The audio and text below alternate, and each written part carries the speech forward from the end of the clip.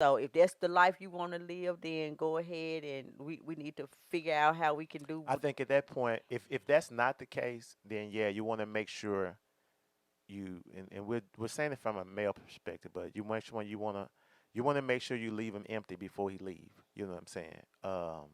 And that lessens him the desire to go out and do something. But That's the if same token for if the woman too. yeah, but if you know there's a high possibility that that could be transmitted, then Yeah, I the would say answer you is have to have, no. yeah, you have to protect yourself Yeah, in that yeah. Don't case be. Listen, and this is the part why again it is so important that you are mindful of who you say I do to. before you say I do too. Listen, if you know that this joker, if you listen, oh my gosh. Anyway, the Lord will not have us to be fools. He has never asked us to do such. Hmm. And so so you don't want to become that all of a sudden. Now don't be naive that this is the reality. This is the place where I am, and be honest with yourself. Do a strong assessment and readjust and reassess. Do what you know that needs to be done so that you can have the best success in your marriage. I am not saying go loco, go crazy. I'm not saying be like, oh, you in this little crazy utopia world. But my point is that when it comes to marriage, it is so sacred and so serious. If you know that you can do these things at no time in your life, you better not be found saying I do. Yeah. All right. So fast forward, we are. She's going through. She's praying. She's asking, but she don't know it's working. You know, her dedication to the Lord. I see it. I see the change. Now I'm asking about the Bible. I'm asking what she's reading. I'm asking what she's talking about. Where I'm going. Um, I'm asking her, understanding of the scriptures. Like, okay, I don't understand that, and she's explaining it to me. And so now my heart, I would say, is more pliable. I don't think she realized it, but it's more pliable for for the invitation to come to church because I'm out and I'm realizing everybody at Club Superior, everybody at Denim and Diamond, everybody at Ebony Lace, everybody at the Pure, everybody at uh, It's you naming all all of the these places you remember. Hawaiian Island, like all these clubs that I'm going to, like I'm seeing the same people, everybody on, and now so I'm on director's row, and we just sitting in the back, and I think I got a half a paint of crown, or maybe a blunt, or swisher sweet, or something I'm doing, and I'm saying to myself, it's got to be more to life than this. Like God, it's got to be more to life than this. And so, 2 weeks later, she invited me to church. I'm still hesitant. I'm like, no, I don't want to go, but I kind of do. But I'm like, no, I don't want to go. I'm good on that. You know what I'm saying? Because this weekend, I had made up my mind. I'm gonna cheat on my wife. Like, I know exactly who she is and where she's gonna be. She's at the Crystal Palace parking lot. We're going. Is on and popping. So that night, so she finally say, "Well, won't you come?"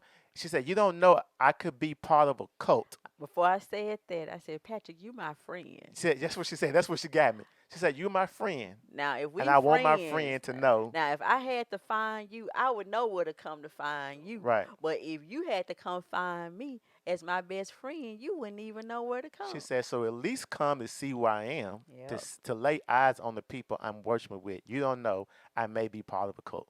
So I'm like, He did "All that look. right, man. You know what I'm Look, I saying? can Like, remember that look. You said, all right, I'll go. All right, but I'm not planning on because we about everything that night, mm-hmm, and I had a vision, mm, and I'm like, what? Wait a minute, what? Like, if I was high, I could be like, I was so high, bro. I saw myself preaching. Like, but there was no weed, there's no alcohol.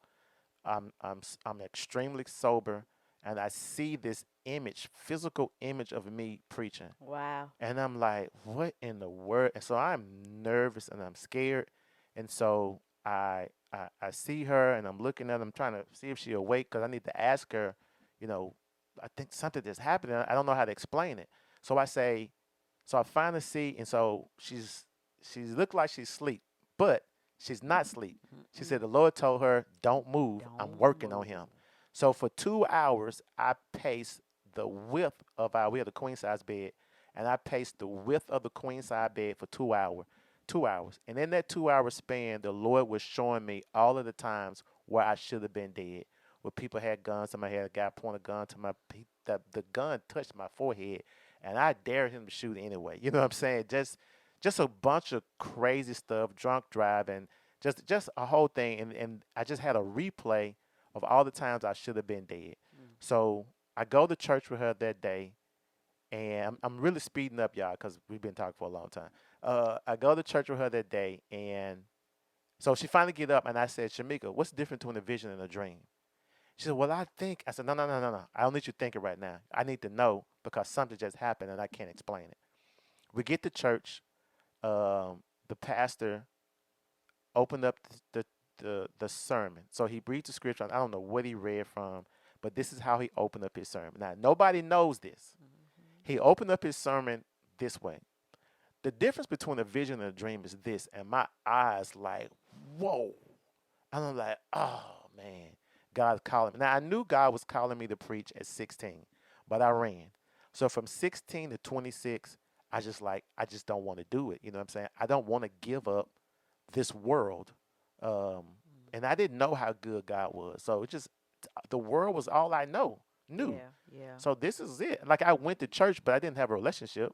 We just you go to church. You know what I'm saying? Go to church for girls, and you go to church because you get crackers and juice on first Sunday. So, Hilarious. so so when the preacher opened up, I asked God for another sign. I said, God, give me one more sign. Like I need to know. For the full unedited version of the podcast, consider becoming a Patreon member for as little as $5 a month.